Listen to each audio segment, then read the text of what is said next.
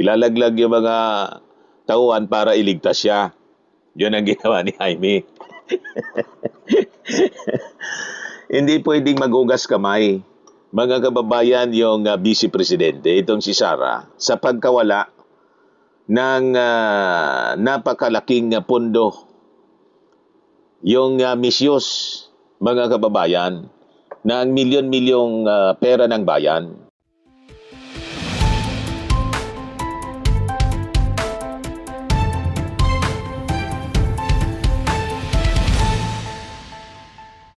Hello po mga kababayan, si Dante Marabilia. So muli nating pag-usapan ang impeachment ni Sara Duterte. Dapat wag tayong ma-distract. Lagi nating itapik. Kasi pilit ng kampo ni Sara Duterte na iiwas, i-distract yung mga mamamayang Filipino sa usapin ng kanyang impeachment. Di ba? Kaya kung ano-anong pinalalabas niyang mga kwento. So dito po sa issue ng impeachment ni Sara Duterte, wag dapat ipasa ang sisi. Yung pagkakamali ni Sara Duterte, wag ipasa sa pamamagitan po ng paglaglag sa kanyang mga tauhan. Ilalaglag yung mga tauhan para iligtas siya. Yun ang ginawa ni Jaime. Hindi pwedeng magugas kamay, mga kababayan, yung Vice Presidente, itong si Sara, sa pagkawala ng napakalaking pondo, yung misuse, mga kababayan, ng milyon-milyong pera ng bayan. So hindi niya pwede na ipasa sa kanyang mga tauhan ng legal at final na pananagutan, accountability, sa napakalaking halaga ng hindi maliquidate na confidential funds, mga kababayan. Yan ang ating punto. Walang legal na batayan, mga kababayan, ang pagpipilit na mga disbursing officers lamang ang dapat nasisihin, tulad ng linyada ng mga pagtatanong ni Amy Marcos. So ayon, mga kababayan, dito sa Commission on Audit, yung witness nila na pinadala, yung witness na humarap sa impeachment trial ni Sara, si Attorney Roderick Wamil bilang head of agency. Si Sara sabi niya, bilang head of agency, si Sara ang may direktang responsibility sa kabuuang pondo. Kabilang na dito yung 448.28 million pesos na iniutos ng COA na ibalik agad sa kaban, mga kababayan ng bayan. Pinababalik dahil sa talamak na kawalan ng lehitimong resibo po. Wala. Zero. Zero receipt. Acknowledgement receipts lang. Gawa-gawa. At yung mga nakapirma, mga kababayan, na mga gawa-gawang pangalan, mga chichiriya, napag-alaman ilan lang yung gumawa nun. So possibly mga staff, mga kababayan ni Sara Duterte, sa auto siyempre ni Sara, para i-justify yung paglustay ng milyon-milyon na pondo. So pinalagan ang palusot para sa efforts, mga kababayan, na iligtas itong si Sara Duterte. So sa gitna ng pagdinig ukol sa questionabling pag-asta ng Office of the Vice President, mga kababayan, sinubukan ni Amy Marcos, Defense Senator Amy Marcos, na idepensa si Sara sa pamamagitan po ng paggigiit na ang dapat managot daw sa mga dokumento at hindi maliquidate na pera ay ang mga special disbursing officers, SDO, o mga tauhan na humahawak ng pondo. Yun ang pinagpipilitan ng mga kababayan ni Amy. Di ba? Na agad naman po at tahasan itong sinalungat at itinuwid ng COA State Auditor na si Attorney Roderick Wamil. Kaya basag na basag po si Amy. Inaaway mo anya ko, kanina ka pa. Lagi mo anyak kong inaaway. May ganon.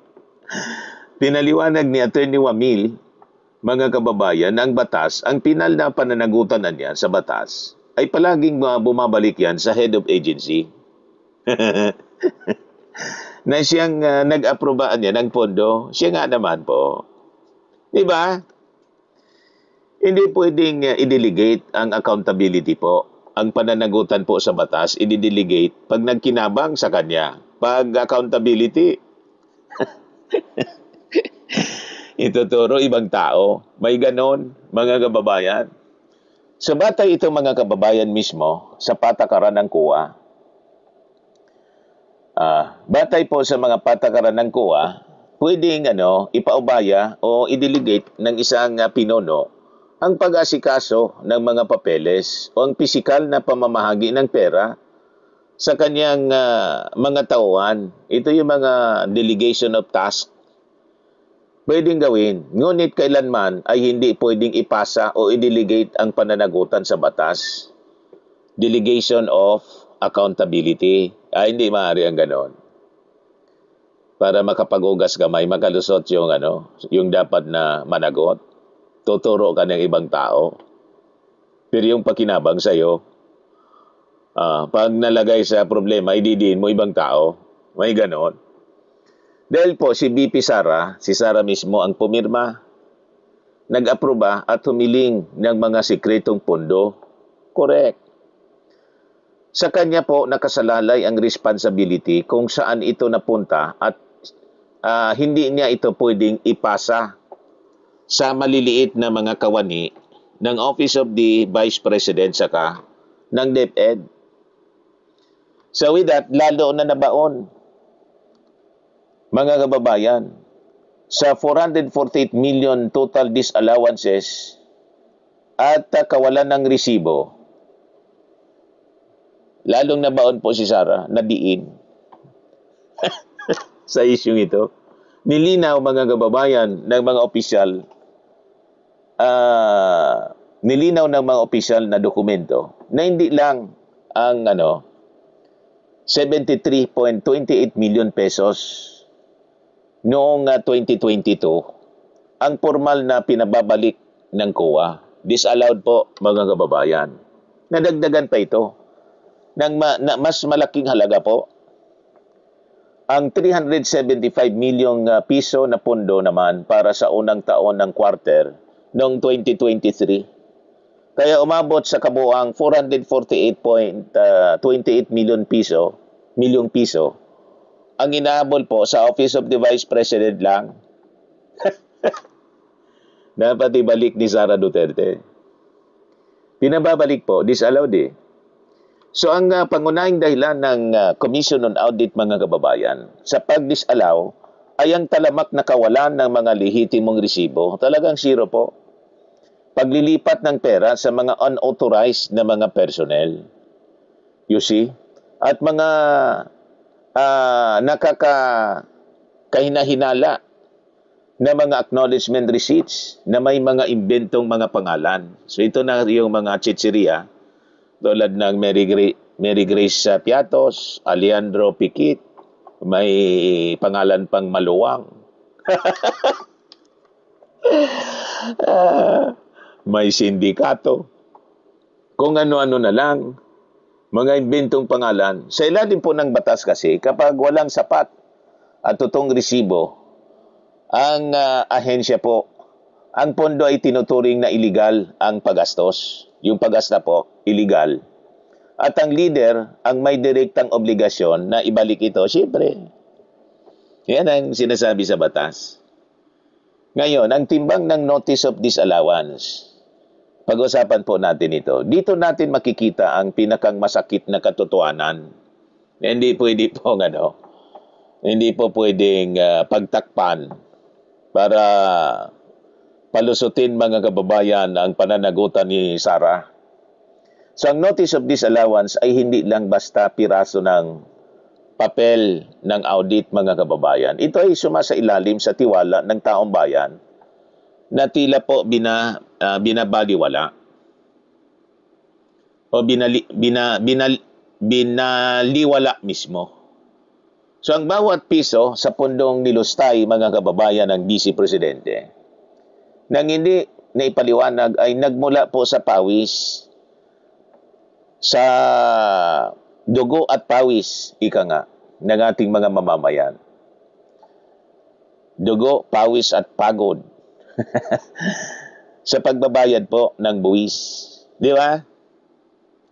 Kaya kapag iniutos po ng Commission on Audit na ibalik ang perang ito dahil sa kawalan po ng resibo, hindi ito pwedeng ipasa ni VP Sara sa kanyang mga tauhan para iligtas yung kanyang sarili. Okay po? So bilang head of agency, ang pirma niya sa bawat dokumento ay patunay na tinanggap niya, mga kababayan, yung bigat ng tungkulin. Ganon yon. So, masakit sa kalooban ng publiko na makita na ang isang mataas, mga kababayan, na pinuno ay naghahanap ng masisising subordinates kapag nagkabistuhan na. May ganon talaga, mga kababayan, na nagaganap dito. So, ano ang tungkulin ng isang head of agency, mga kababayan, sa ilalim ng batas? Ang pangunahing obligasyon ng pinuno ng ahensya ay tiyaking nagamit sa tama yung pera. Ganon. Legal at maayos na paraan ang paggamit ng bawat piso na pumasok sa kaba ng gobyerno. Sila yung accountable officer. Kung ang kanyang mga tinargang tauhan ay nagsumite ng mga peking resibo, mga kababayan, o hindi may paliwanag na gastusin, hindi pwedeng magugas kamay po si Sara Duterte at sabing, wala akong alam dyan. Pinirman mo nga, ikaw yung nag-approve eh. Ikaw pa yung tumanggap ng pera. And in fact, ikaw pa yung nag-appear niyan, di ba, sa Congress during the budget hearing. So yun, mga kababayan. So ang kapabayaan ng kanyang mga tauhan ay direktang sumasailalim siya sa kanyang kapabayaan bilang leader na nag-aproba o nag-utos sa mga nangyaring transaksyon po. So ang kanyang pirma at approval ay nakakapagpalabas. Yun ang nangyari po eh. O nakapagpawala ng daang-daang milyong pera ng taong bayan. Kaya siya ang tawag sa accountable officer. Di ba? Yung head of agency mismo. Yan ang malinaw. So ang head of agency, mga kababayan, ay may buong kontrol sa bawat pondo ng kanyang hawak na ahensya tulad ng Office of the Vice President saka DepEd. At walang karapatang manisi ng iba kapag nagka-problema na po. Ganon. Huwag Poncio Pilato. Akuin dapat ang pananagutan. Yan ang maisog na leader. Hindi yung pagdating na sa accountability, ipapasa sa iba. Pero yung pakinabang sa kanya, hindi pwede ang ganon. Tama po, mga kababayan.